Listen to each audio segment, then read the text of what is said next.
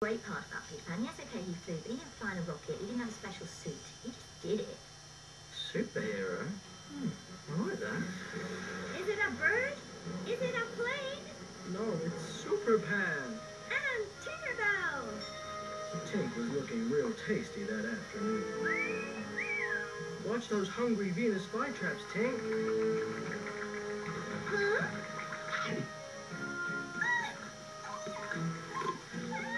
High in the heavens, Super Pan sees her plight. Hold on, Tink.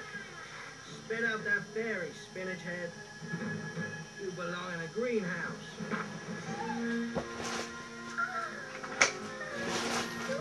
Hero? You can count on me, Tink.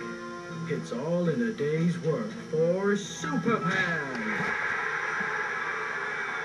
After Peter Pan come all the other people like Superman and Batman, and ultimately Harry Potter, you know, who fly and do magic and can put things to right. Any of those as a figure, because of this inner search for an identity, this acute sense of loss, which he compensates for by remaining boy eternal. James Barrie goes to his rest. The little, shy, silent, sensitive man who became one of the world's great dramatists. Among the mourners is Mr. Peter Davis, the original Peter Pan.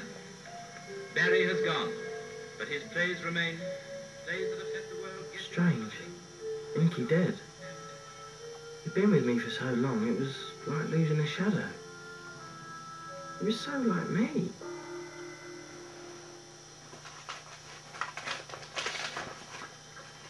I would say an enormous amount of Barrie is there in Peter from what we know of him.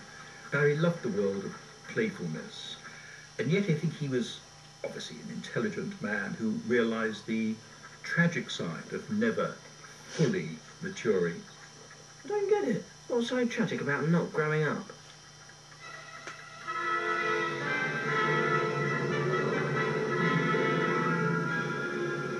God, that looks great. Look at those boys fly. Whee! Yeah! Ow! God, yeah. What a laugh. Oh, grow up, Peter. It wasn't funny. London was flattened by bombs in World War II. Lots of kids had to leave. Yeah. And have a massive holiday in the country without their parents. Sounds good to me. The downside was they took my play off for a couple of years. But I wasn't away for long.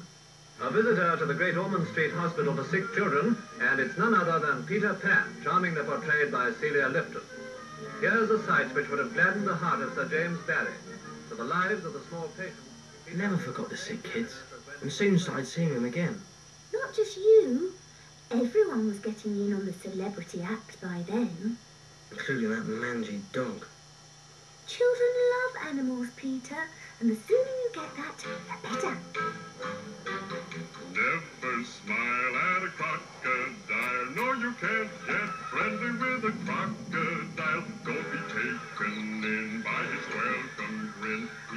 When I was a child, it was the crocodile that seized my imagination, because I didn't understand that there was to be two people, you know, inside this creature wending its way across the stage.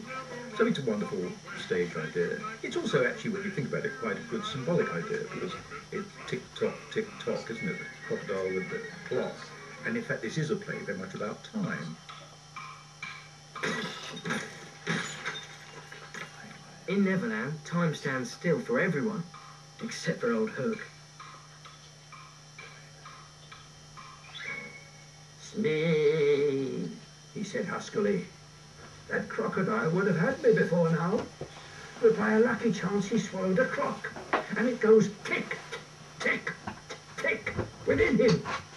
And so before he can reach me, I hear the tick and bolt." He laughed, but in a hollow way. "Someday," said Smee, "the clock will run down, and then it'll get you." Hook wetted his dry lips. "Ah, yes," he said.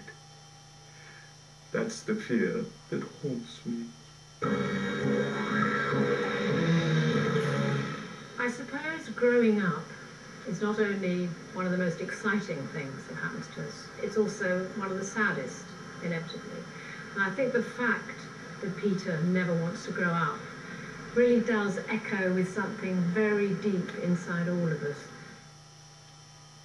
I mean, there are always Peter Pans, only these days they don't tend to fly in green tights, they tend to ride Harley Davidsons or things like that. People used to call me Peter Pan. I've noticed recently that in the last 5 or 6 years they've stopped doing it, which has been deeply unpleasant for me. The tragedy of Peter Pan is that Peter is a boy who won't grow up. And Wendy is a girl who must grow up. And they're in love with each other. And it's something that is doomed to failure. Peter warmed himself by the fire. Now, the 50s was a great time for kids. The music was brilliant. Families spent more time together and went on proper holidays. They even sent a dog into space. Smart or what? They had children's television too. That's Bill and Ben, the Flower Pot Men. Don't worry, Weed. We haven't forgotten you. You can see the strings. I think Weed was a fairy. Fairies disguise themselves as flowers. Weed wasn't a flower. Weed was a weed. Anyway, forget the flower bed, Tink. Let's talk about me. Cue drum roll, cue lights, cue my finest hour. In 1953, Walt Disney Studios put me up there with Cinderella, Mickey Mouse, Dumbo? Of the happiest thing, that's the way to get your dream. It's an animation classic. But for my taste, Peter is much too cute. He's too feminine and sweet. At least I'm played by a boy this time. I think Tinkerbell, they got absolutely right. A lot of people think that she's too sexy in the Disney version, but that's precisely what Barry described. That she's dressed in a skeleton leaf, cut low and square, revealing her beautiful body. She is a real sexy little grown-up woman. Goodbye, Peter. Shame some of us don't have what it takes. All right, then, take them away. And now, Smee, to take care of Master Peter Pan. After the Disney film, my name became more famous than ever, which made it really tough for that other Peter, Peter Llewellyn Davis.